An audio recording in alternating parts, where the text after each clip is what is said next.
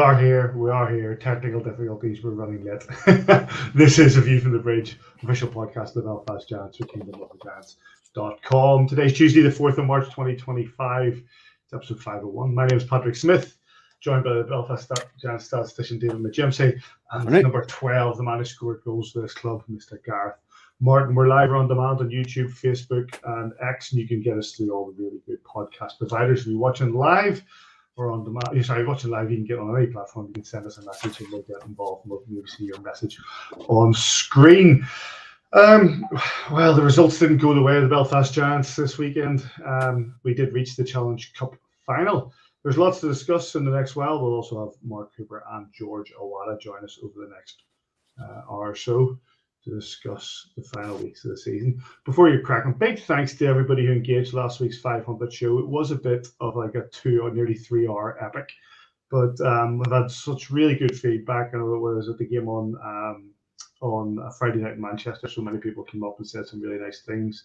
Likewise in Nottingham on Wednesday night, and we had over 6,500 people engaged with the show, be it viewing it on X, viewing it on Twitter, viewing it on YouTube, on Facebook, or the audio downloads. And it was like, that's outrageous numbers. We really do appreciate everybody who's got involved and sent us messages and watched.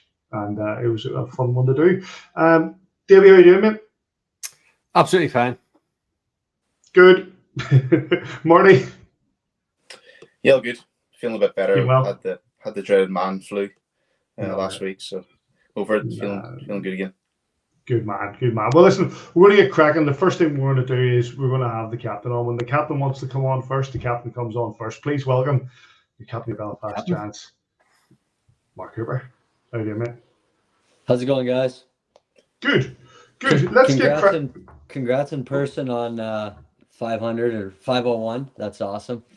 Awesome. I really do. Yeah. Do appreciate that, mate. Thank you very much. I know you said as much as well Wednesday. I do. It's very much appreciated. Thank you. Who knows we'll be here. Davey says we're not going to be here for 500 more, so so we'll make the most of it. What we got. AI will take over. It'll have to. You know what? And do a hell of a lot better job than we do. No, I had black hair when I started this. Paddy had hair when we started this. So imagine the state of it in another 20 years. So yeah, AI is the future. Yeah. Let's talk about Wednesday and reaching the Challenge Cup final. Coops, a real positive for the club to get back into that final. Yeah, for sure. I think going to Nottingham, we knew it was going to be really tough. They're having a great season and they've been really good at home. I thought we played really good for 30 minutes and then hung on for 30, but we built enough of a lead at home there to win 3-2 on aggregate, and I think it was really special, and can't wait for next Wednesday. I've had 2 of these in my career at home, and both been victorious, so it's another great opportunity, and I just can't wait for it. Talk us through those last 90 seconds to 2 minutes when they pulled Grande. I don't think that my heart pumped or my hands have shaken as much at a game in a long time. That was on the edge hockey. Yeah, no, we had a little we had the puck hit our bench there, and so we ended up getting it out on the first face-off, and then I think they won the next face-off there on the right side, and then just hemmed us in for an hour or a minute and a half. I didn't feel like this but when the play was going on, but when the whistle went, my stomach, I never felt so sick after a shift in my life. So it was a battle to get that, and a couple big block shots by the guys, and found a way to gut that one out. And I think it shows our character and how we find ways to win kind of every which way. Coops, do you think there was an element of playing the scoreline rather than going out with this is 0-0 here, guys, we need to score? We played that we were leading 3-0, and even when it went to 1-0, we were still kind of safe enough. We're playing well. And then I guess that them scoring in the first shift in the third period really shifted the momentum in the building as well. It's quite quiet through the first half hour of the game. Then the crowd gets into it and we left ourselves a wee bit of work to do. Yeah, no, you definitely, it's hard not to play the scoreline or just think about just staying above it and being on the right side of everything and maybe thinking defense first and not being on our toes. But I did think we did play well the first 30 minutes or so, and then they got those 3 power plays, and it's been a bit of a theme lately with us just taking a bunch of penalties in a row and giving teams momentum in life, whether that be a goal or not. But I think that just gave them a little bit of life, and we couldn't to get back on our toes. We kind of sat back, I think, and just maybe let them take it to us and thought maybe defense first, where we could have thought a little offensively first. But that being said, I think we did enough, obviously, to get through. And just as I said earlier, just can't wait for March 12th. Yeah, we gotta take the positives that it was a 120-minute game. We said that before the start of the first leg, and we've seen our way through it, and a little bit of adversity in the day. Obviously, Scott not being well on the day, and obviously Elijah going out for a big chunk of the game. How much of a lift does that give the bench to see him skipping back out for the start of the third period? Sorry, my headphones Can you hear me? Yeah. Yeah. Okay, my headphones aren't working anymore. No, Elijah coming back there, that was an extremely scary moment, and happy to see he was all right, and then him coming back in the third. I think his first shift he had a big block shot, came out with a cage on, and I think it just uplifted us a little bit and said,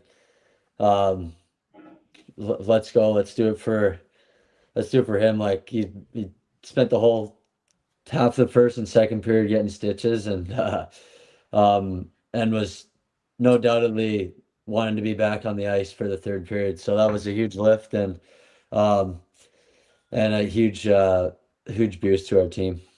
And then obviously getting Scott back, missing him was huge, but then getting him back healthy for the final is huge. Mark, when that final buzzer went and all you guys went back to the changing room, was it more relief rather than celebration initially when you all entered the room? Oh. Can you hear me? Yeah, sorry, something's going on here. What'd you say? Sorry, what was your question? Yeah, Mark. So when the final buzzer went, all you guys went back to the changing room. Did you all just kind of sit down, and was it more or less just relief, more so than celebration? Because obviously you touched there on that final shift of the game. You were out there, you're gassed, whistle was gassed. You guys, you could see how much effort you put into more or less playing that 6-on-5. Yeah, no, there's a big sense of relief, and then I think that goes over quickly, and then excitement just to be able to play for a final again, or for a trophy, getting that back to Belfast and then hosting it. So all those emotions kind of go through your mind, and then just then reliving the past memories of the previous ones and kind of how we got there. I think it's not always pretty, but like I think one year we've lost the first leg a bunch of times in the semis or the quarters and found a way to win. So it's never smooth sailing, and I don't think any lead's big enough in an aggregate. I think we were up 5-1 on Guildford a few years ago, and they got a few on us quite quickly. So at home, so I think just excitement and a little bit of relief, then extreme excitement and focus for the 12th. So Then talk us. Obviously, that's the good side of the last week, Coops. But obviously, there's the other side, and there was the game in Manchester, and then the home game and the loss of the lead against the Clan. What words were said after the Clan defeat? Yeah, I think we were definitely disappointed, especially because I thought we played pretty well, but probably just needed a little bit extra from kind of everyone. And I think just especially the way that game was going and how bad we outshot them, and um, we couldn't find a way to hold on there, and then in overtime, losing that second point was obviously devastating. But I think where we are in the standings, we're still in a great spot, and I think the most important thing is to kind of learn from that, but also forget about it, or not forget about it, but just move on and get ready for the next opponent, and not look too far ahead. I know myself included get caught up in looking forward to the final next Wednesday, but huge games Saturday and Sunday this week for the league, season defining potentially. So I think we can't get too far ahead of ourselves here, and just trying to stay in the moment and take one day at a time, and check each box and move on, and learn, but don't dwell, and just get ready for the next opponent. I know it is cliche, Coops, to say, take one game at a time, but the position we're in the league, that's exactly what we've got to do. We've got to check these games off and just be professional, shift by shift, period by period. And, as Adam has said a couple of times in interviews now, it's really us v us for this league title. Yeah, no, I think we've set ourselves up where we control our own destiny, which I don't think has been the case at least in my 4 years here. Up until maybe the last few, where we were playing the opponent that we were trying to knock off the league title. But I think it is, it is game by game, and we can't. It's essentially 5 weeks of hockey, I think, left, and 5 weeks with this group, and potentially 3 big trophies. I think we're the only team that has the opportunity to probably win all 3. So I think we got to grasp that opportunity and enjoy the ride, and embrace what it has to offer, and expect everyone's best when they come to play us. You're on mute, Davy. Davy, you're muted. Sorry. I'm a lip reader. Answer then. Yeah.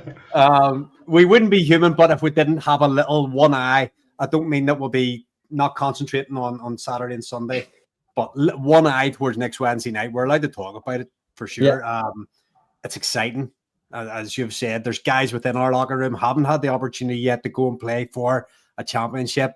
There's veteran leadership within there, can tell them what it's like to win at home and how important it is. It's going to be a full house in there. Like, this is an exciting week for you guys. Oh yeah. You can already just feel the buzz, kind of seeing people, and after the game Sunday, even though we lost, there was a bit of a buzz at the arena, knowing that like in 10 days time that we'll be playing for a trophy there. And it is hard not to look at that and say, put all our eggs in that basket. But as I said earlier there, Dundee, let's just take the first shift against Dundee. Let's focus on that, and roll from there, and get back on get back to our winning ways. We've been able to bounce back well this year after a bit of a slump. So I don't see why that won't happen again here. I think 4 or 5 days rest here, or not rest, but practice, and to reset, and just get ready for Saturday, and then Sunday, and then after Sunday's game, I think then we can go all in on that final. What are how vivid are your memories, Coops, of that winning goal? The Cardiff one? Yeah, the overtime one. Yeah, pretty vivid. Well, every we watched like the 25-year anniversary documentary, and that obviously showed that goal. And then just remembering an OT winner to win a trophy. It doesn't happen very often. Winning trophies is hard alone, and then and doesn't come by very often. And then winning one in overtime is truly special.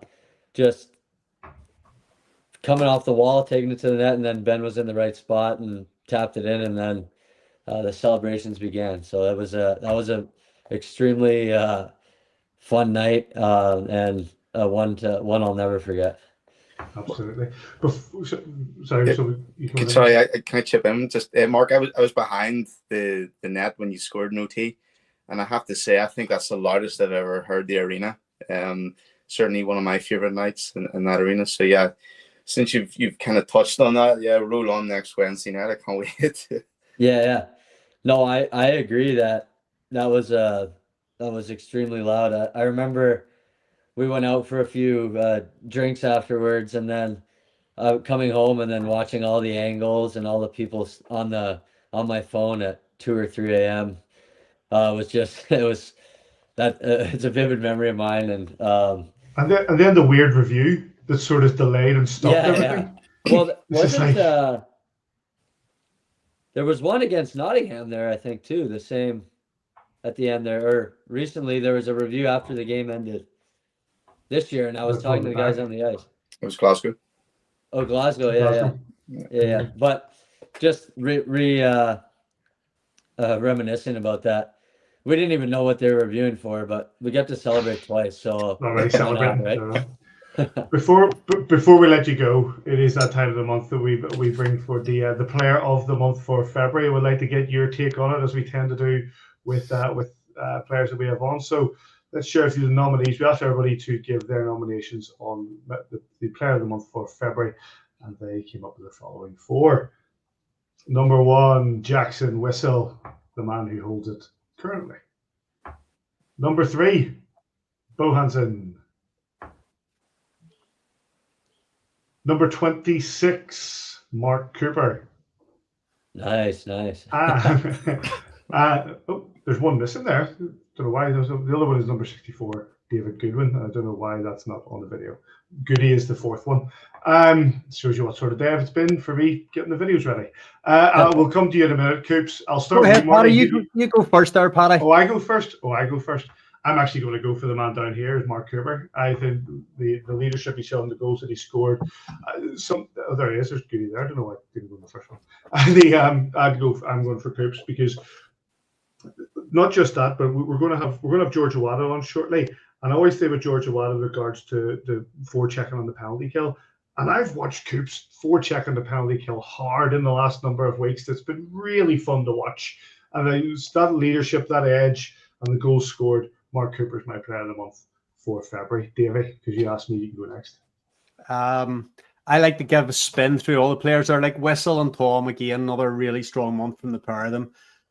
Jackson obviously took the most of the load, but I think they did really well. Goodies came back in, settled in nicely. It's a good month for him. It was said last week, 70% of the earth's covered with water. Bo Hansen covers the rest, but for me, the captain, come with the hour, come with the man, plays in every situation, massive on the power play for us, kills penalties with Ben Lake for fun, and just came up with some big moments in the month. So no doubt for me.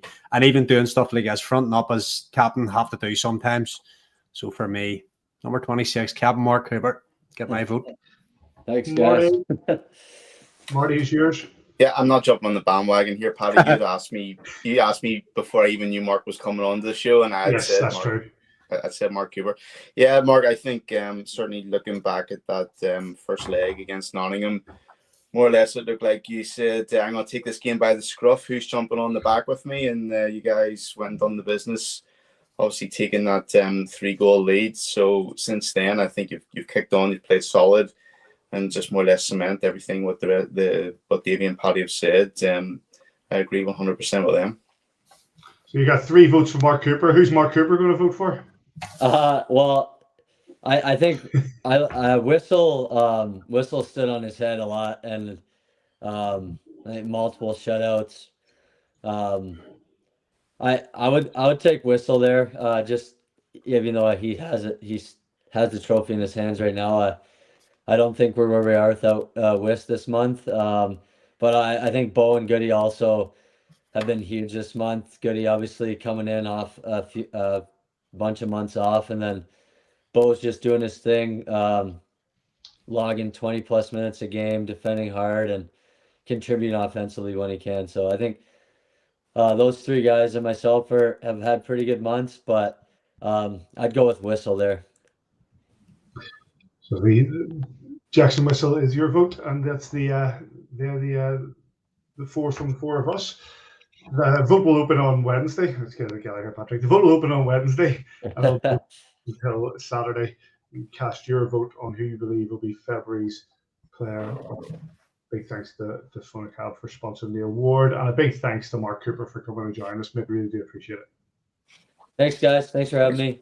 Thanks, Mark. Yeah. We'll see you.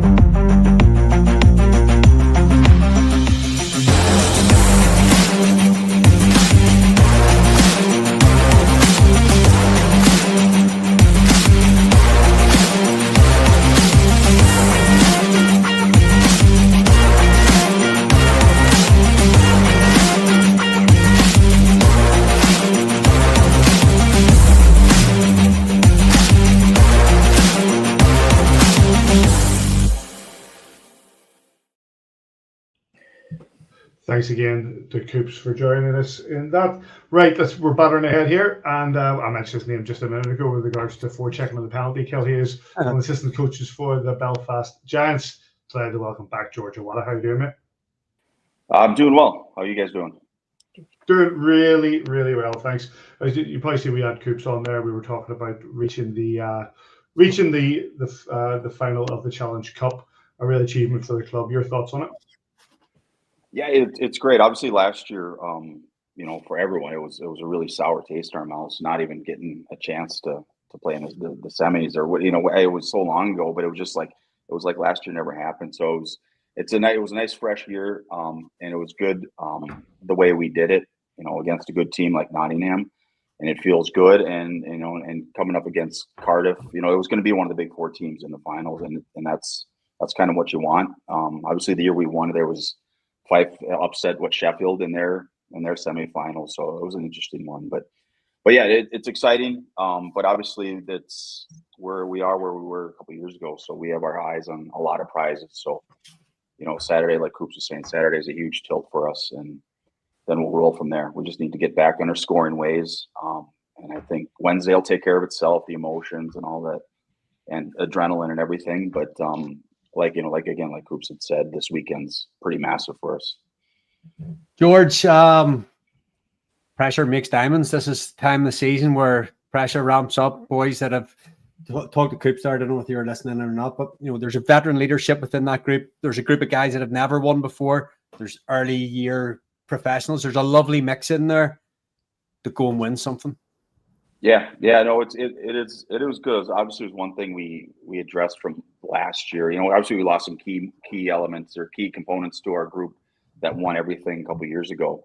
But having Pick coming back into the fold, and and Cons and Goody obviously are nice things. And having a mix of the guys that we brought in that do have some championships in their histories, which is nice, and some guys that haven't. So yes, it is a good mix. And hopefully it all goes well for the guys. We're doing everything we can right now. But this league is 10 times better than it was last year. And any team, and you've seen it, any team can win on any night. But obviously coming down to this trophy run here, this is the final stretch, and it is attrition, and we've done well this year so far. But with guys like Coops and Goody, these guys that have been there before stepping up in key moments, that we're going to obviously lean on them now, just like we did a few years ago. George, how hard is it to prepare, let's say, against Dundee at this stage of the season compared to Dundee at the start of the season? Obviously, they're finding a little bit of form. They've been playing together, obviously, a lot of months here. do you find that they're like a different beast because they're obviously now looking towards getting the momentum for playoffs? A little bit, they've been surprisingly good all year against us all year long. So we've always had a battle with them. So we've never underestimated them because of their speed and their scoring capabilities and their attack and the rush and everything. And I think they have they had one of the best penalty kills there for a while. So they're doing something right most of the time, but not all the time, right? So looking at this game, yes, they've been playing together for a while and they're coming together, but it is a long year. And you can see certain teams breaking down a little bit. And I think they're running a bad stretch of injuries here these last couple of weekends. So you never know what you're going to get. But yes, when teams like this in the middle and the lower end of the table are fighting for positions, they're almost just as dangerous as start of the year when everyone's fresh and hungry and ready and in shape and everything. So it's hard to say. Like obviously, we've always had a challenge against them, even though we've done all right. So we don't expect Saturday to be any different because whatever their lineup looks like, and again, talking with leading off of Coops, like it's us against us, right? Kiefer's been saying that for a few months now, and it's no better thing to get back on the horse on Saturday after this past weekend, and just like I said, get momentum and hopefully have a good weekend. Whatever happens in the scoreline, but just as long as we're playing the right way coming down the stretch, and then things will sort themselves out. But yes, Dundee is our first match, and we're excited to get back on the ice, I think, just to right some wrongs from the weekend. You say about right and wrongs. Let's touch on that. Obviously, the game in Nottingham we do progress, but it was a 2-0 defeat. We go into Manchester, we never lead the game, and unfortunately we lose 4-3, and then we drop a 2-goal lead at home to the Clan. What needs to change to find that sort of winning way again for the Giants? Yeah, we're just, it is. I mean, we are on this team. This is a pressure building or filled team in the season, and we expect trophies and championships every year. And it has been a lot of pressure up these last few weeks, I think, for the group. They've done well, and we've noted that we're used to chasing, and not waiting for other teams to lose, but always building on other teams' mistakes. Well, now we're in the lead. We've been in lead for a bit, and it is harder to lead sometimes. We have a nice cushion, but there are hiccups there that have happened, and it could be nerves, could be timing, could be fatigue. There's a lot of things, but at the end of the day, if we want to win something, those shouldn't even happen or matter, right? I think that just the one thing you look at the stats, and Coops kind of touched on it, is like the amount of shots that we're generating and getting on net are staggering for the amount of goals we're getting. And so it's, and again, every team's playing great right now, or they need to be playing great, especially the goaltending. Goaltending is a huge part this time of year for teams to sneak through, to get to that 8th seed or the top seed, whatever it is. And we ran into a couple goalies that had stellar nights, whether we're not executing exactly the way we need to on our shots and our scoring chances. But those two goalies, and even Grande had a pretty good night too, but these last 3 goalies have done well against us. So I think just an onus on the boys just to not grip the stick too tight to score goals like we've done before, and once we get over that 2-goal marker, I think we become a different team, a little more confident team. And again, like I said before, this team's very good, and teams no matter where they are, Manchester's we're the 9th place, and they're capable of coming back. They gave us a good run when they were here a couple weeks ago. So any team can score any night, and it's all on the goalies. And our goalies have been playing well too. We're not giving up a lot of goals. It's just offensively. I think that's one area where we're not at the peak right now, and we need to pick that up. And I think that'll carry us through this last stretch of games. George, Adam often talks about liking adversity, and maybe he prefers it around October time rather than maybe end of February, start of March. But that adversity last week, losing guys to illness, losing guys to little injuries, niggles and stuff, and other guys having to come in, Austin having to come in off from the healthy scratch, Lambo having to come back in after not playing for a while. And we talk about the veteran leadership in the room, but there's also a lot of veteran leadership the bench. Adam's been there, done it. You've been there, done it. Jeff's been there, done it. Stu's been here forever. He's seen everything going. Do you guys lean on the guys now with your experience there? Pass on those gems to them, what it's been like, what they have to do to win? Yeah, I mean, definitely. Yeah, we try to, give our two pieces. But again, like you said, a lot of this core group have been doing this for the last few years, right? So they're used to performing and getting not getting what they want, but excelling and winning trophies and things. And obviously, last year it was an eye opener for all of us. We were close to one at the end there, but Yeah. it wasn't the best year overall that we had. Even though we were one of the best teams down the stretch, we came home with nothing. So it's you don't want to talk about, it's nothing to be proud of. But this year, yeah, definitely, we've all won championships in different ways. We've all had successful seasons different ways from Mason. And it's funny because I don't know if you guys are where it comes, but there's all these clips from old clips coming up, these reminiscent clips, from when Sheffield or when we played Nottingham, when Kiefer was on the team and they blew with the Challenge Cup. We see all these old highlights popping up. And we put it on in our office and laugh and like, God, what a crap league that was, and with this hockey. But but we remember those things, how hard those games were, and those times were, and we're trying to remember the systems and everything. And it was you're just playing for the love and with heart and will. And we you can pass that on to the guys as much as you want, but it is on the guys to have to do those kind of things. But yes, no, definitely there's certain situations that will drop to them, but at the end of the day, it's for them to perform each night, and it's our job from behind the bench and during the week to prepare them as best we can. But you could ask any three of us, maybe even Stewie, all four of us would want to suit them up and put our skates on sometimes and get out there. But we've had a good year. We've had some ups and downs. We've had some adversity, and so the trust has been growing from us to the players, I think, and it's we're getting to that point where it is on them. We just gotta open the door and let them go for it. And Kiefer does a great job preparing the guys every day, let alone every weekend. And again, like it's been said, it's new territory for him in these last few bits as coaching. The last time they were in the lead like this, in the league was, I think, that year they won it in February, whatever, which was an anomaly, I think, of a season. But as we know, we haven't won anything yet. We've done to other teams what teams could do to us this year. So we're well aware of any scenario possible. And I think that's helpful having, with the backroom staff, is having those experiences that we can just have a calm level head and say, this might happen. We need to have, and just breaking things down so the guys are prepared just to tackle each shift in each game at a time. So sort of my final question on George, like you talk about the guys know the process. They've been here since September. They've done the reps. You just trust them. They know what they're doing. We can see that they know what they're doing. Now it's about heart and desire and just the will to win over this next 5 weeks. Yeah, definitely. I mean, you could talk about that last minute and a half, 48 seconds, whatever it was in Nottingham. And those guys were, Coops told you, like he probably could have puked right on the, during that thing, because he was giving everything he could for that at that moment. And all those guys were, and that's what it takes.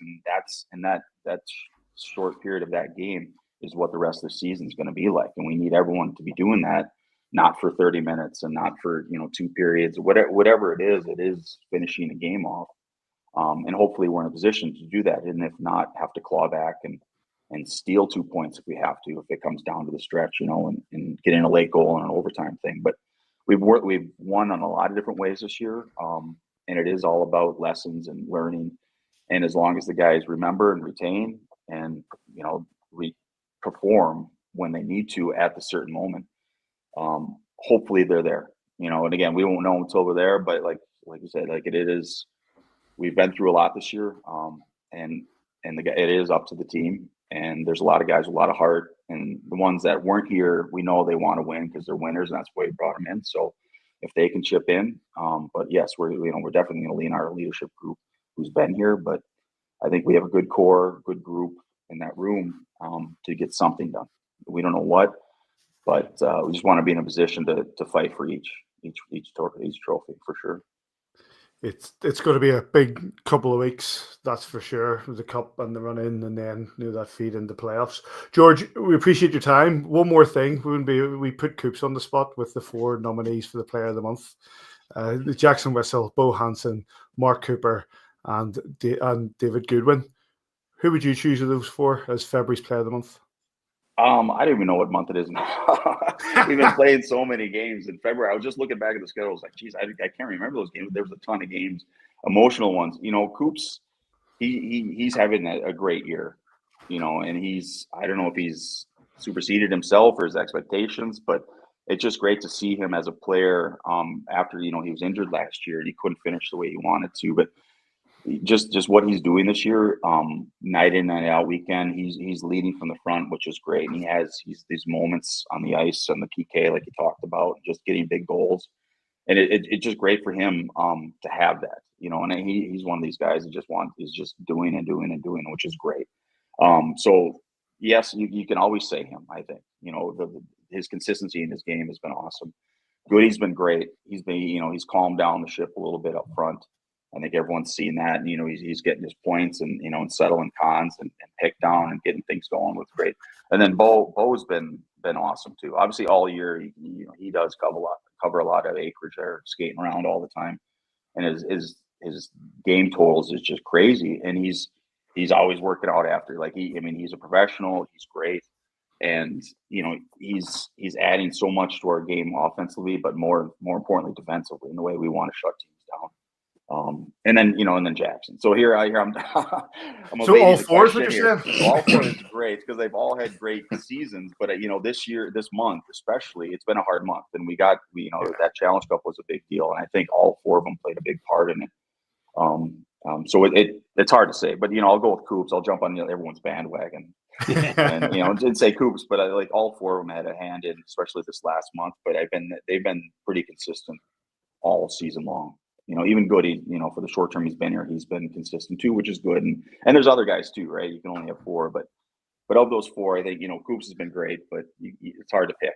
Hard to pick for. Listen, George, we really appreciate your time. Good luck down the stretch here, and we'll catch up with you soon. Excellent. Yeah, thanks for having me, guys. Cheers, George. Thanks, George.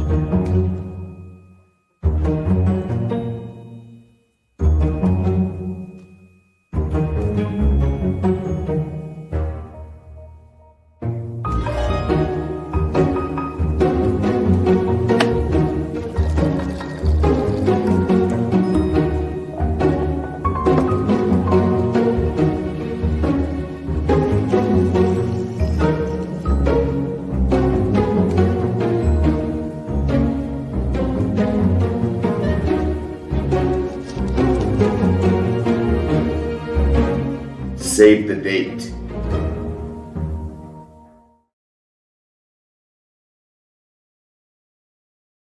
Huge thank you to George Awada and Mark Cooper for coming on and joining us so early. We'll bash through these games in a second. Before we do, so save the date there with regards to Adam Keith's testimonial. Robbie Sandrock, Brandon Benedict, today Darcy Murphy, Steve Salviano, and not least David, the Belfast Datsuk, Chris Higgins, coming over, sitting them up again. It's going to be absolutely great. I can't wait to see some of my heroes skate again. It's the quality level of, testimonials are testimonials, and they're played at testimonial space and stuff. And you're not expecting like a hard hitting game of hockey here, but to see some of the names and numbers, to see 68 back on the ice again, great times. Marty, anybody so far announced that's excited you with regards to the testimonial? Look for seeing Darryl Lloyd again. I know he was one of the early. Yeah, but look, I've texted Kiefer 3 times. He hasn't got back. Skits are there, Marty, ready to go.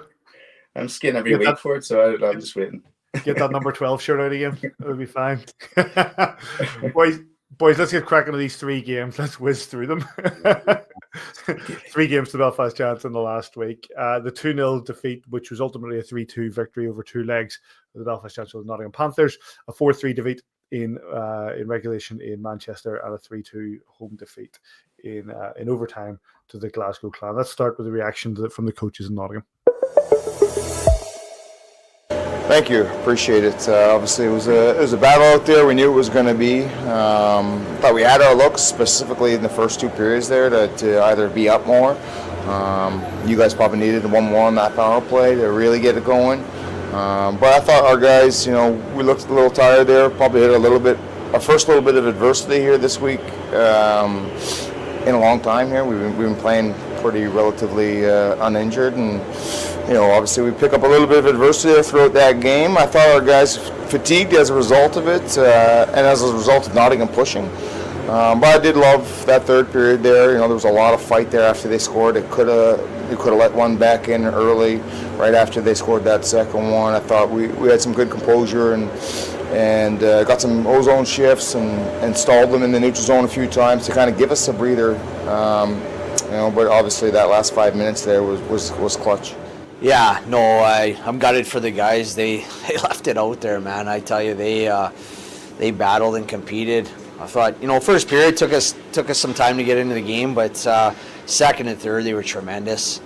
We get that second goal early in the third period, and you could feel the building, and the energy, and excuse me. And I truly believe we were going to get that third one and level it, but just came up a bit short. But I think one thing I said to the guys was we kind of proved to ourselves that we can win those big games and those big moments. Playoff style game out there tonight. There wasn't a lot of space out there, and we did it the ugly way. So that's a good sign. Just unfortunate we came up a little bit short in the aggregate, and congrats to Belfast. They're worthy, winners of this series and deserve their spot in the final. But I'll tell you what, wouldn't it be great to be going back to Belfast for Game 3? You know what I mean? Like I'm so not a fan of these aggregates anymore, but like I said, they're worthy winners, and it's a shame that we couldn't get that extra one.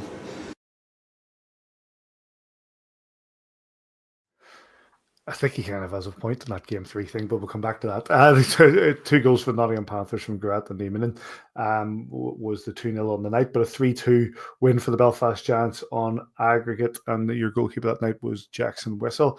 An eventful game, Davy, a really eventful game. I think in the first period, the Belfast Giants remarkably defensively contained everything, kept everything away from Jackson Whistle, were fully in control of what was going on in front of them.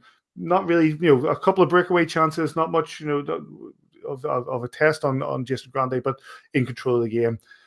Nottingham get their goal in the second period. Nottingham get an early goal in the third, and it becomes a bit hectic overall. But ultimately, we go through. Yeah, it was a lot closer than I think anybody would have wanted it to be. The damage done in the first game with a 3-0 home win. How crucial was that did not, talk about how crucial that was. Getting our third goal in Belfast, not conceding in Belfast, shutting them out in Belfast was crucial. And actually, I don't, not for me to agree with Adam or anything, but I agree that we were well in the game. You were there too, Paddy. I thought that it was a solid enough performance. Said the Coops to the start. I thought we started playing the clock a little bit. We played the score line rather than trying to be expansive. We were defensive and good enough for it. Like getting the power play against us, just a sort of flicked in wrist shot was unfortunate. Talked about adversity. Lost Scott Conway before the game. Lost Jeff Baum during the game. Obviously lost Elijah Barriga for a long stretch of the game.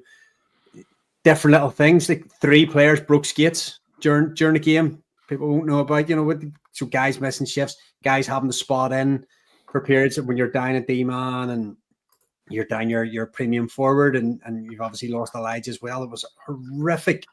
Really, really glad that he was able to.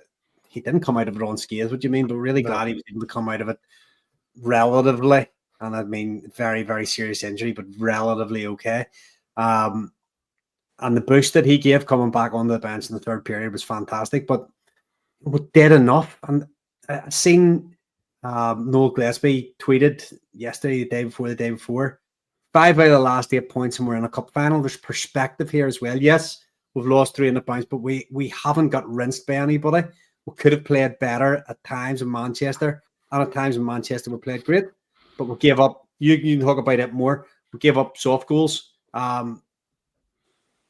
Silly plays. This game, we gave up a power play goal and a little bounce beats us. The guts in that last 19 minutes of that third period to see it out, and that last 90 seconds, last 90 seconds was long. It was long.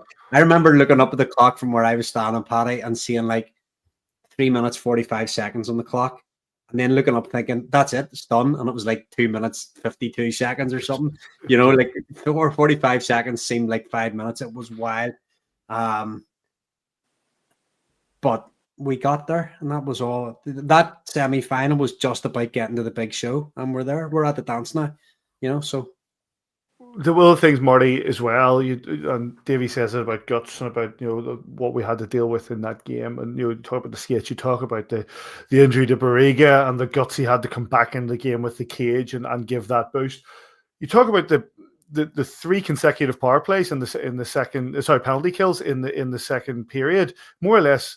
The goal from Nottingham Panthers comes towards the end of that first power play, and then we immediately go back on the penalty kill. That comes to an end, and we immediately go back on the penalty kill. We play more or less 6 consecutive minutes with a man down and only concede 1. Now, speaking to some of the guys at Nottingham Panthers at the end of that period, they were a bit peed off that they only did get 1 out of that, what was basically a 6-minute power play. Well, it just shows what the kind of tactics and setups were from the coaching staff before the game even started. So obviously we were thinking defensively minded. That was the main point. That was what had to happen in this game. And when we went on to the PK, we had to be extra strong defensively.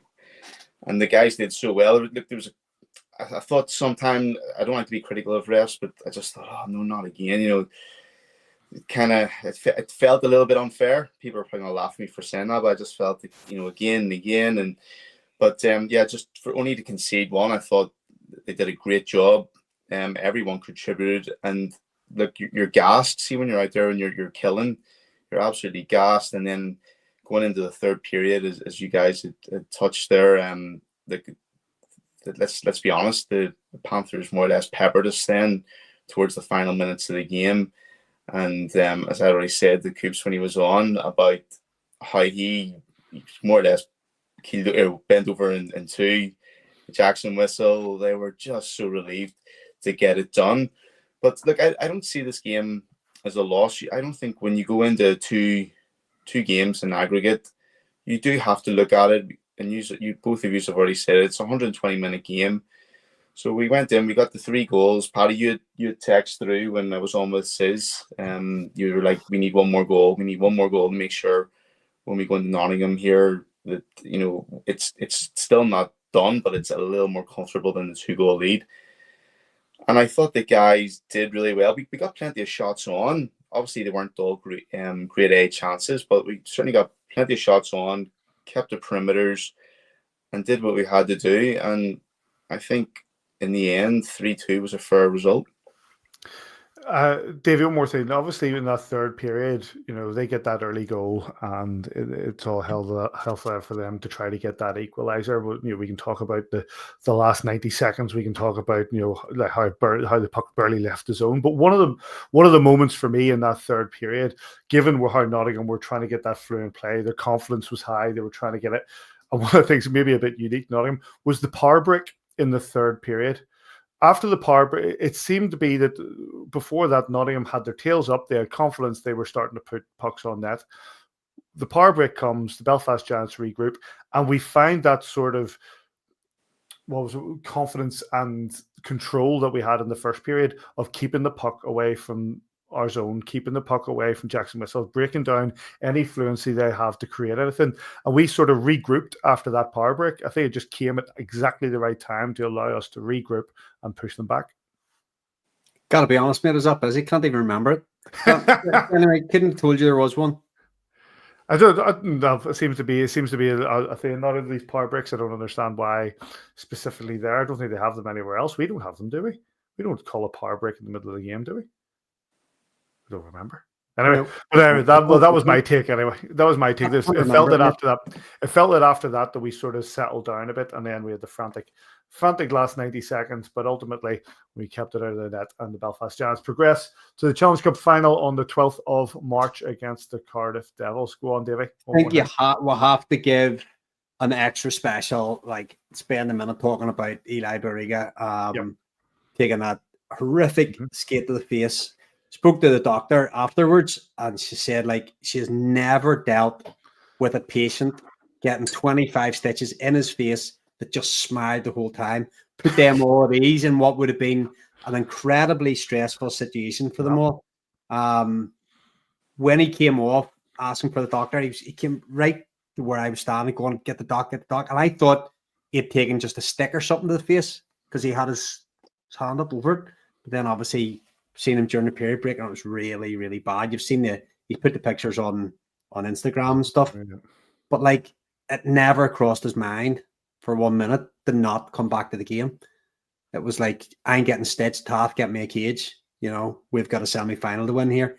And for his teammates, he played for his teammates there. He played for all of us that are in the stands, watching fans. He played for our city, but he wanted his teammates to know that he's in this for to win stuff. And he's got a heart the size of a lion. Like, that was, when you've seen it up close, you've seen the pictures, like for him to put a cage on, come back out there, just like absolute props to him. Couldn't speak highly enough of him. It's one of those, isn't it, Marty? Like the first period had to be curtailed about 19 seconds when it actually happened. There was so much blood on the ice that the referees had to say, listen, we'll play these 19 seconds after he's had a break. We need to clear that up. It just goes to show how much blood it is. And, you know, there was a lot of shock around the arena, not least, you know, we can talk about the injuries and the tragedies that have happened to Nottingham Panthers in the last year or so. But, you know, it's, you know, so obviously there were people with low no. You look at that injury and you look at the stitches. For him to come back into the game took balls. That's it. The adrenaline's high. You know what? You're out there battling. It's a battle. You're out there with your team. You're out there with your tribe, and all you want to do is be out there supporting them. I know at the end of the day it's only a hockey game, but you constantly want to be out there. If you can skate, if your hands and your feet can still operate, and you've got a little bit of cosmetic damage to your face, and you're capable of playing, you know, you're going to do it. And look, not every player will do it, but when you have gutsy, hardy players like Elijah Barriga on your team, he's going to do it. I know plenty of other players on the Giants would do it too. So look, kudos to him, and certainly it's spurred the boys on. Absolutely. Yep, 12th of March, get your tickets. The Challenge Cup final is just around the corner. We'll face the Cardiff Devils. Let's move on to the game in Manchester. A 4-3 win for the Manchester Storm. Let's hear from the coaches. I've just about caught my breath. Yeah, that was some sort of roller coaster ride. Man alive. That was a 60-minute battle against a very, very good team over there that's playing for the title. So, yeah, the guys dug in. I mean, we did some stuff out there that we had to do. You know, we had to take some hits and block some shots, and we got it done in the end. I'm super proud of them. Yeah, you know, I thought our guys were pretty good tonight. We couldn't really solve Tendick there for a long time. You know, we don't start the third period the right way. Obviously, giving up a 2-0 goal, that's disappointing. And I thought that's kind of the theme why we lost the hockey game is we didn't play the right way in the third period, and we gave up 2 goals. And it doesn't matter what type of comeback we had, you can't give them freebies, and we gave them freebies there where. Some pretty good looks. I think they had a breakaway, a 2-on-1, and a 2-0 goal. And then obviously the best player on Manchester, you leave him time and space like that and let him walk in and pick a spot, you lose a hockey game. But that all being said, I thought we had plenty of opportunities to win that hockey game or to be in the lead. We couldn't solve Tendick there for a long time, and we left it too little too late there. Not enough time there in the third period to get another one back. And probably took too many penalties. Were they penalties? Probably, yeah. Was there a lot missed from the referees? I think so, yeah, the other way. But it is what it is. We lose 2 points here. I thought the effort was good. I thought the comeback was great. And obviously Manchester played very well as well. They're fighting for a playoff spot. I thought they did a lot of the little things. They were blocking shots and and battling in there, and their goalie played excellent. So, kudos to them.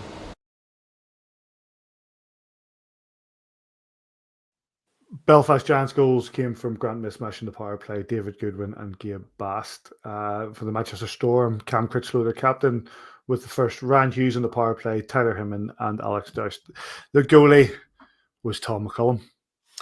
Paddy, you were at this, so maybe I'll, rather than ask me and Marty questions about it, you were there. You were pretty amped up on the old WhatsApp group as well. I thought what was going on. Freebies is how Adam Keefe described it. You can't give freebies and expect to come away with a win. 100%. 100%. It's one of those things that we always seem to have one loss in Manchester, don't we? And it always seems to just piss me off and leave me angry for the night. But I felt that we had ample enough opportunities to win that game. Some of the shooting maybe didn't test Tendek as much as I want, but I thought he had an outstanding game. Manchester are very good at sort of disrupting the game when they need to. They take that early goal. Sorry, I'd say they take the goal was about 5 minutes in, and they work on that. Then they get the other, and all of a sudden you're 2-0 down at the end of the first. And I'm thinking, don't worry, we can turn this around. We've turned around this before. We've turned around scorelines like this before. And then you arrogantly start to think, we're the team top of the league, and this is the team in ninth. We have the team to basically come out here and turn this around. And we struggled. I think we struggled to find fluency. I think we sort of tended to pepper Tendek's net. There didn't seem to be anything that was really thinking of myself. These are world-class saves from a man. Don't get me wrong, very good keeper. But I didn't think we were doing anything. And then the goals that we were giving away to the other side were freebies. We were leaving players open. We were playing. It's like you look at Doust's winner. I just don't know why we don't deal with that. And there's so much room for him to sort of have that shot. But it was a frustrating night because I felt, having been in Nottingham and watched the game on the large ice pad, I could see that we were able to use the space and control the game. Then we flipped to the rinks where we've been pretty good. You talked to our friend Scott Finlay. He mentioned a number of times that when it comes to rinks, we were playing really, really well and getting wins. Now, in this rink, we've already had 2 victories. You think we can turn one around here? And we struggled. We struggled to deal with the sticks in the lane. We struggled to deal with the bodies in the way. We struggled to deal with trying to get that fluent game and the movement up ice that would have given us that edge. And ultimately, Manchester capitalised on that. More power to them. They're chasing that. They're chasing that playoff spot. They're a little bit behind in trying to get it. They needed the points. They got a 4-point weekend, having went on to Guildford and taken the points there. So their tails were up. I've just, and we'll talk about Clan game after this, but I would have hoped for more from this game from the Belfast Giants. And, I was hoping for the win, and it just didn't feel like we had the edge at any point in this game. We didn't lead at any point. We say it didn't lead, Marty. I'll come to you, Marty. That obviously we left ourselves a big hill to climb, but we climbed it. We got back into the game at threes, and then almost instantly, we've took a shift off or lost a little detail. Just let a little detail go loose, and we've let him walk in on top of Tom. And best will in the world, a good marksman like that coming in 1-on-1 on your goalie. He's got a bit of an advantage there. So, is that a disappointment? Oh, definitely, yeah. We get it back to 3-3. We tie it up. Then you think the momentum swing is in our favour, and just Manchester. Then obviously, I believe isn't he top goal scorer in the league? Yeah, it does. Yeah, I think he might be. Yeah, I know he had in the league. He's up there, isn't he? But if you're coming, top point scorer, 54 points. So we get it back to 3, and then say about the momentum, and then you think we're going to push on, maybe even take it into overtime, and then we just lose the guy from the face off, give him that space, creates his space, and then he just gets a wrist shot off and beats McCollum. And Davy, as you said, just that little lapse, and that's just ultimately then cost us, if not 1 point, but 2 points clearly. Yeah, it would have been the ideal scenario, I guess, there from Manchester would have been to skate out with even an overtime loss, a 1 point, a 3 point game. But unfortunately, that wasn't the be, Paddy. And then we moved on quite swiftly, or unless you have something else to say about.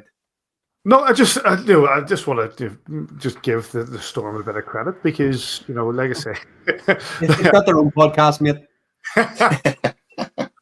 But I think they took that lead, they held it, and obviously we crept our way back into the game, and you start to think that we're going to you start to think that here come Belfast, here come the league leaders, here come that, and it wasn't the case. They get that goal within the last few minutes and kill the game off really, really well. One more shout out, big Belfast Giants support. I think that the last all 3 games in Manchester have been some of the biggest support I've seen in that rink since we started going there with the Phoenix playing there. And all 3 games more or less had sold out away blocks, and this game was no different. And the lads next to me, I think one of the guys' name was Reese maybe, but the lads next to me, I think that let's just say I think they had a good day out. And and that was the end of their day. But they were noisy, as was the whole Giants block. The one lad was, I think, in the second period, was wondering about his life choices. But the Giants traveling support was absolutely phenomenal, as they were in Nottingham as well. But such a big crowd in Manchester, and more power to them. It's just a shame we couldn't get the victory. Shall we move on then? The highlights from this game you see from Storm TV. Let's get on to the game against the Glasgow Clan, and that was a overtime defeat for the Belfast Giants. Let's hear from the coaches. It's 2 games in a row. 2 games in a row. Thought we played well, not well enough to win. We lacked playoff urgency there in the third period. That's it. First goal. We're managing the game quite well. We're up 2-0. I thought we had we were unfortunate not to be up more than 2. Going into the third period, their goalie was fantastic. And then, we finally break them down, get a 2-0 lead. And then third period, we have a 2-0 lead. We just got to keep playing the right way, keep playing the same way. First goal, we allow a guy to skate from their zone into our zone. We're soft on the entry. It ends up in the back of our net. And then you give a good team like Glasgow, who's the best team in the league in the last 10 games, life. From there, we're all right. We're still competing through it. Trying to protect a 1-goal lead. We take a penalty. That ends up in the back of our net. And it's kind of the way it's going right now. And then, in overtime there, we cheat a little bit of offense, and it stings us. So, we lose a point. It's going to be a goddamn grind here. I mean, that's a fact. We're making it a grind on ourselves. Like I said before, it's us versus us mentality, and right now we're beating ourselves, and that's unfortunate because we're playing some good hockey, but we're finding ways to lose hockey games right now, and maybe the pressure's mounting on guys, but that's too bad. This is playoff hockey, and we got to turn up. It's every night's going to be a grind, and we have teams that are chasing us, and we have to keep playing. Yeah, thrilled. I mean, Belfast make it tough. You can tell why they're the first place team at the moment. I thought we were pretty good for most of the game, and I look up at the shots, and they've just got so many. And I mean, a lot of it's power plays. I mean, they get a ton, and our team never gets any. I mean, it's kind of funny, but they're a fantastic hockey team. We've been goalied so many times this year, and now our goaltender's doing it, which is great. I thought the fact that we're at our beds at 5 o'clock in the morning, get on a ferry, get here, and play a game. There was no excuses. The guys stayed connected, stayed together. I was really proud of their effort. Special mention to Captain Devin Sidoroff, who came up to me between the second and third and said, "Listen, we're trying everything. We're playing hard, but we just can't break through." And got me thinking, and we changed things up a little bit and stopped chasing in the third period. And I thought that really helped us. So it was great words and wisdom from our captain, and I'm really proud of the boys for getting it done. Goals for your Belfast Giants come from Scott Conway on the power play and Bobo Carpenter. Goals for the Glasgow Clan from Liam Finlay, Mitchell Hurd, and the overtime winner from Cole Ulley. Jackson Smith on nets for the Belfast Giants.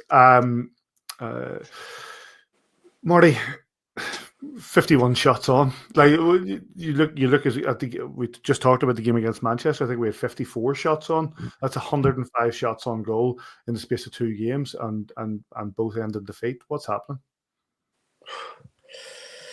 I just think we're letting the netminders get comfortable with feeling a lot of rubber.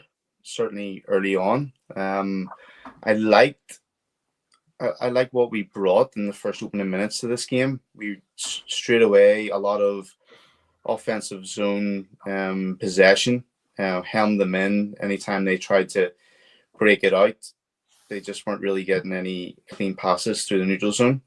And I really felt we should have been going up at least 1-0, if not 2-0 at the end of the first intermission, because, well, first one, Pickenich has the open net, throws it on the net, and just with Barriga crashing the net, it hits. It's just such a freak action. Hits his knee pad and just shoots straight over the crossbar. And then Scott Conway, he was in his in a great area, high slot, just a bit of time, just nice wrister, and just goes just slightly over the top right hand side of Landon Bow. So certainly, if them 2 shots were to be taken again, you'd certainly be in the back of the net. Second period, we come out, and straight away, I thought with us on the power play, we were looking really solid. Plenty of shots on the power play. Just as Corey Nielsen had said, the majority of our shots were from the power play, but we looked, especially our first unit, we looked so comfortable on the puck, on the possession. And then here we go here with Conway, putting the puck in the back of the net. Obviously the late hit there, I think it was Paré on him. So good for Conway not to retaliate there, just a wee bit of snigger winding him up. But yeah, and then obviously there's a bit of a defensive lapse by the Clan. I think it was Dupre.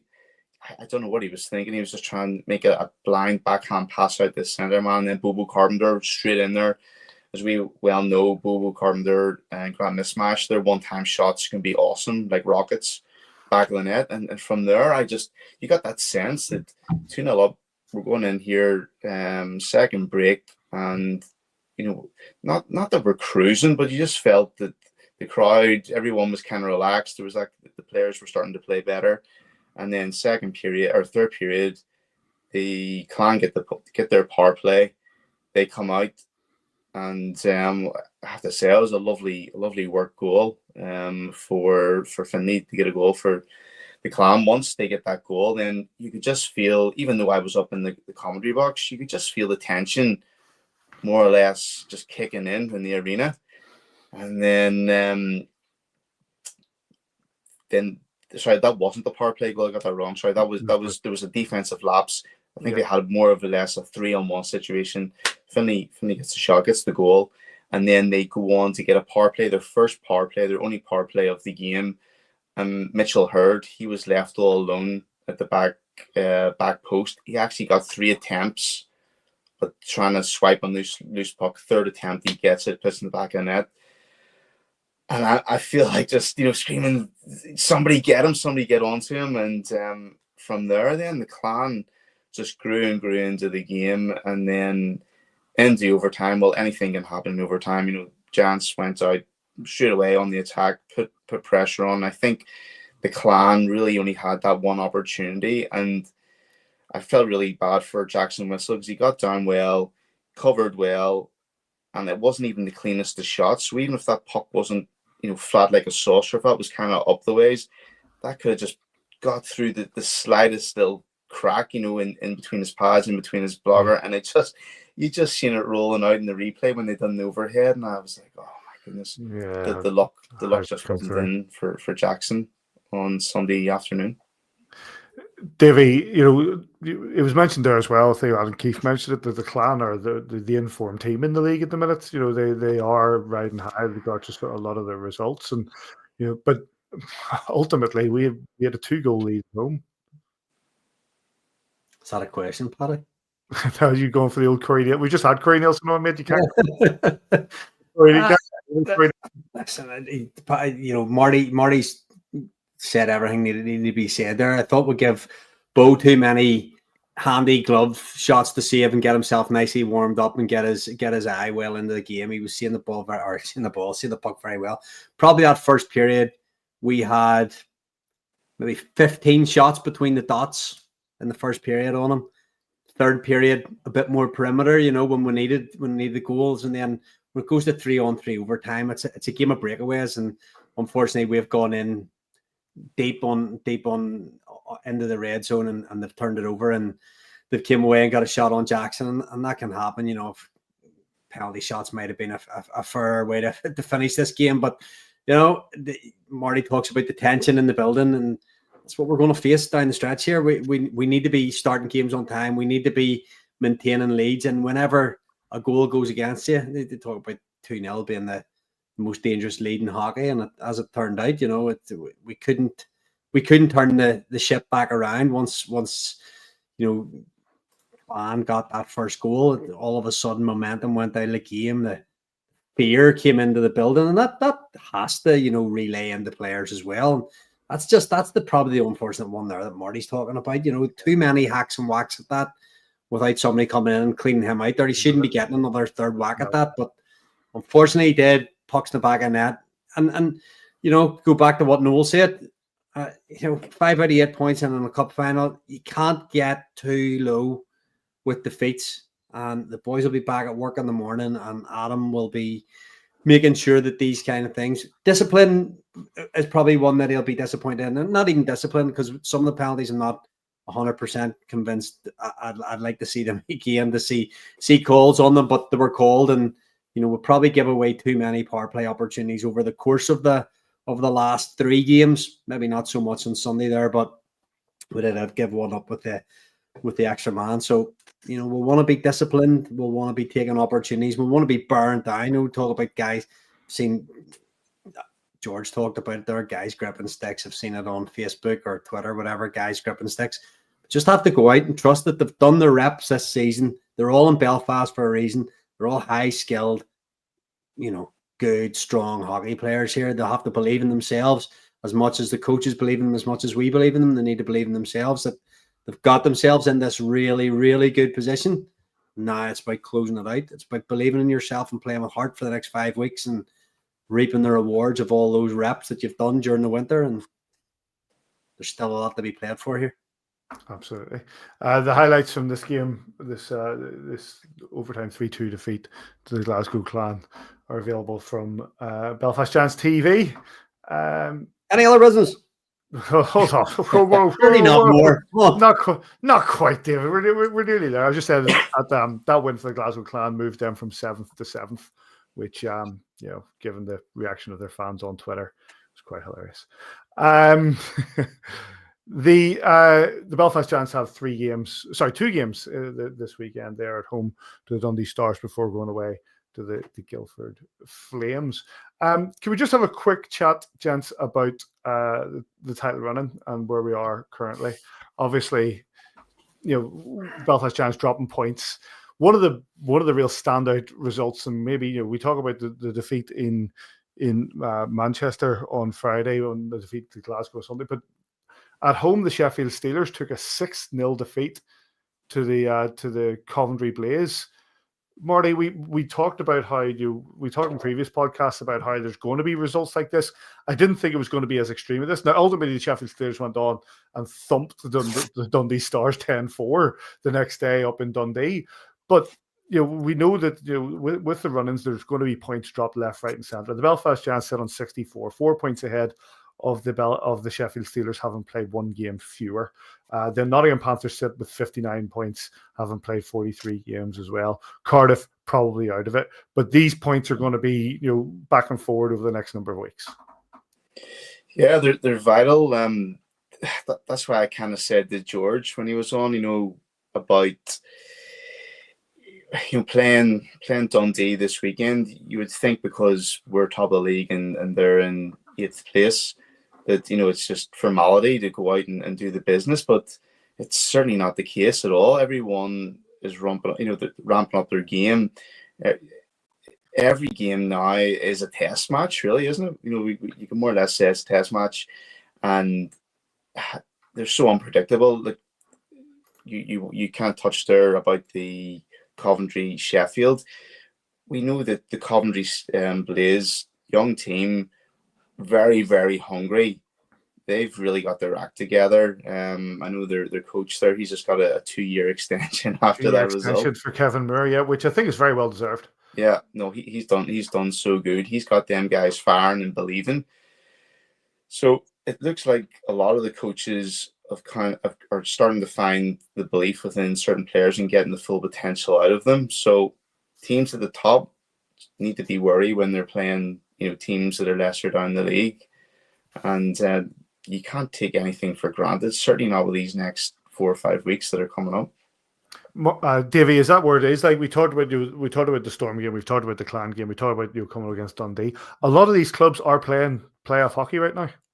Yeah, Manchester play Dundee tomorrow night. I'm just looking at the table here. Dundee lead by 5 points. Albeit they've played a couple of games more. Yes, there's still action at the bottom end of the table there. Obviously, 5 are done.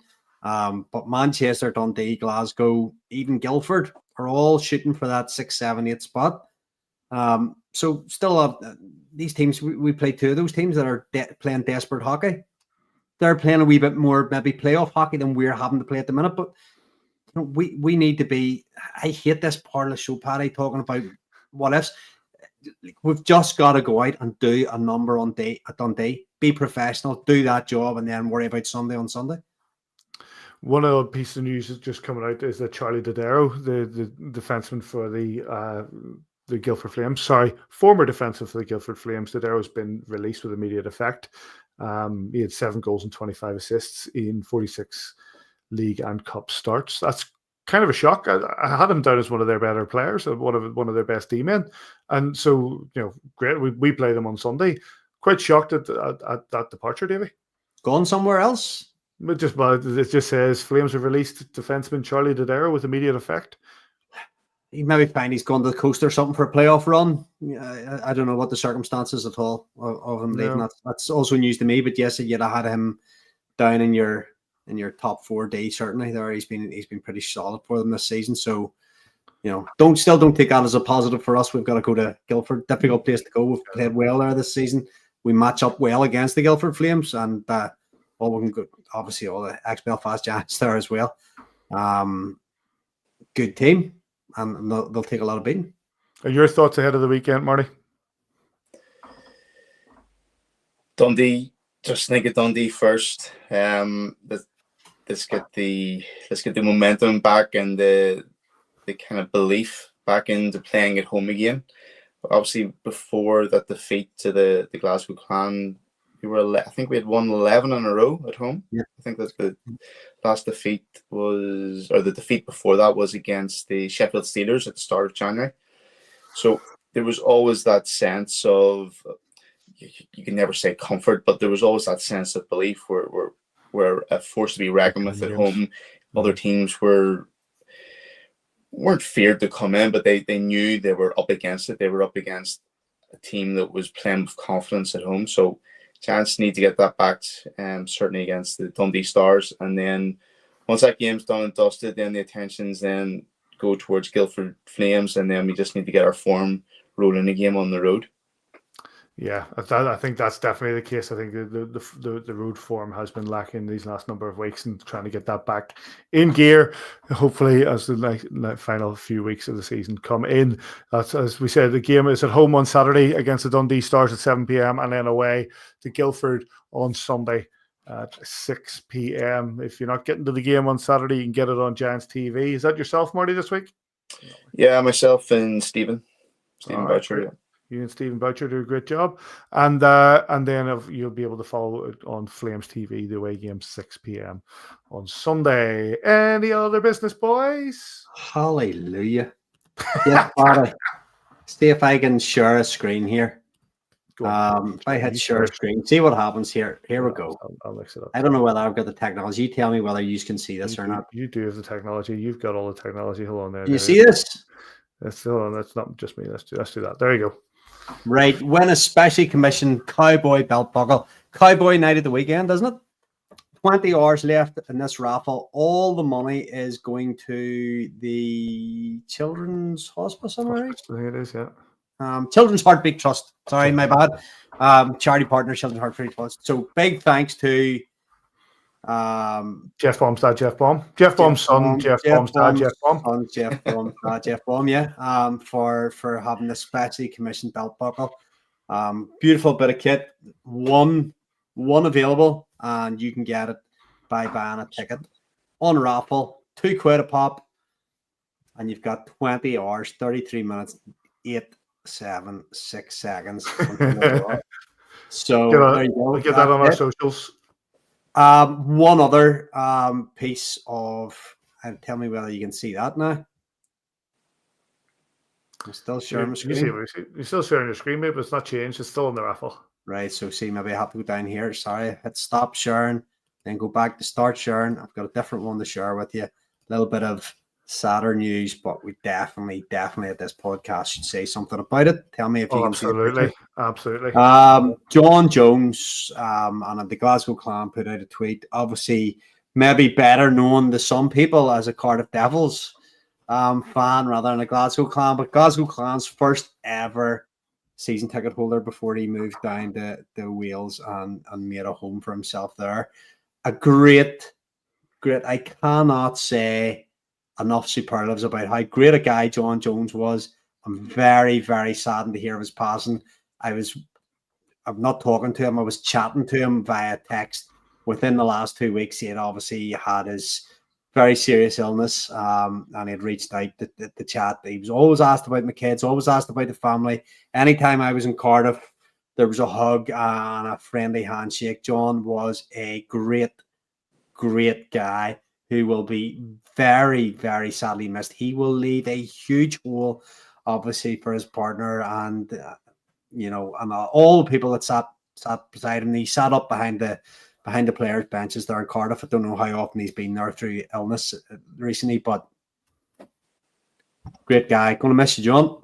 Yeah, do you know what? When the word came through on Friday, I was on my way to the game in Manchester when the word came through on Friday about John, and obviously I'd known that you and he had been chatting just the other week, and he'd been going through his medical issues, and but that came as a real shock, and I had to, because John was one of the good guys, and he was a friendly, active, social guy who was always there just to chat. If you were down, I remember once in the bar in the big blue tent, just basically chatting to him for the guts of an hour just after the game. He was a really nice, dead, down to earth guy, and one of the real fun guys around the elite league. Go on, Davy. I'll say about John, and you say about him sitting for an hour. John made time for people. Yeah. It wouldn't matter if John had something else to go to. If you got involved in a conversation with him, he would make time and not so much make you feel important, but you were valued in the conversation. He wasn't ever rushing away. He always wanted to hear what was going on. He loved cars. He loved talking. He just loved company and just being in good company. And a great guy. I'll miss him. Yeah, I think he'll be missed. He'll be missed. And on that note, gentlemen, our best wishes to John, his family, his friends, and everybody knows him, and that's sad, really, really sad to hear that.